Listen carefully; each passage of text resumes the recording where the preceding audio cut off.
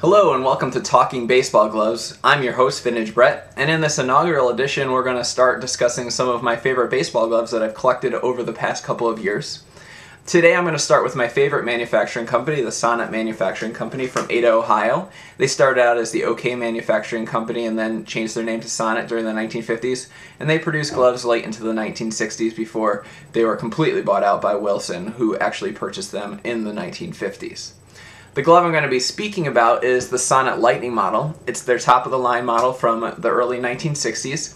It's the equivalent of what you would find with a Wilson A2000 or a Rawlings Heart of the Hide. It's a very well-made glove, and I'm going to show you some of the cool characteristics that it has.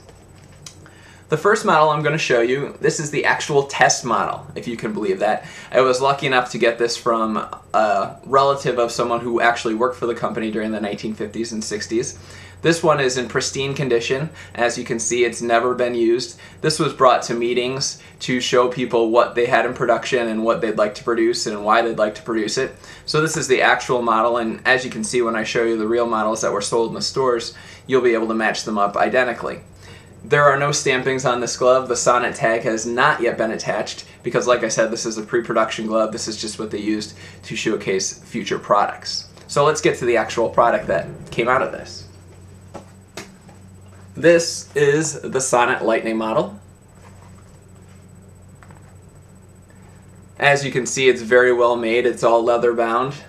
This one actually has been relaced. The original lacing was broken on it, but we relaced it so it would be in excellent condition. The stampings you can see are very well indented onto this glove. It says Pro Design in the pocket. I know it's kind of hard to see on the screen here. There's also a bat web. That was the web that they used on all the Lightning models, the bat web, which is kind of cool. I'm not sure really why they call it a bat web. They just have a bat printed on it, but I think it's still kind of neat.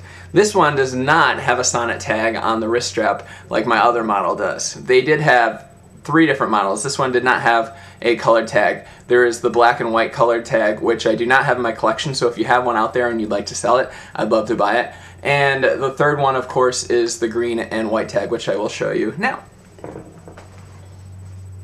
As you can see, this glove is identical to the one that I just showcased to you, with the exception of the green and white tag here in the back. This tag is faded a little bit, but this glove is still in excellent condition. This one has been released as well. As you can see, the lacing on this glove is very intricate. There's a lot of work that goes into relacing this glove. I think it took 6 laces, 3-foot laces, to completely relace this glove. It's very high quality, just like the other ones. It's exactly identical. My favorite part of all of the Sonnet gloves is that on the side of the fingers it says Play OK. I think that's really cool. The model number for both of these Sonnets is 1484. If you go back and you look at the Sonnet catalogs, which I'm going to show you in a second, you can see that in 1963 Sonnet changed over to pretty much completely numbers to identify the model numbers. Before that they had used letter symbols, usually related to the endorsement on the glove. The Lightning models did not have an endorsement stamping of a player of that time. Sonnet did make Lightning models for first baseman mitts and catcher's mitts as well.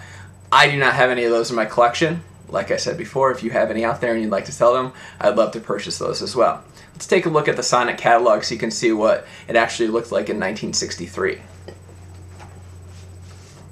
I'm going to open up so you can see the Lightning model, the Fielder's Lightning model. This one is a little bit different than the one I have. As you can see in the picture, it has some slots for the fingers in it. I do not have this model. Would love to add one to my collection of Sonnet gloves. So this is the Fielder's glove from 1963. That is the Lightning model. I will show you the catcher's mitt and the first baseman's mitt as well. Here is the first baseman's mitt. As you can see, it has the bat web as well, stamped Lightning model.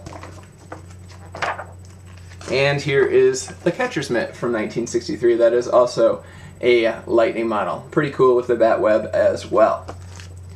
Well, that concludes today's first inaugural edition of Talking Baseball Gloves with Vintage Brett.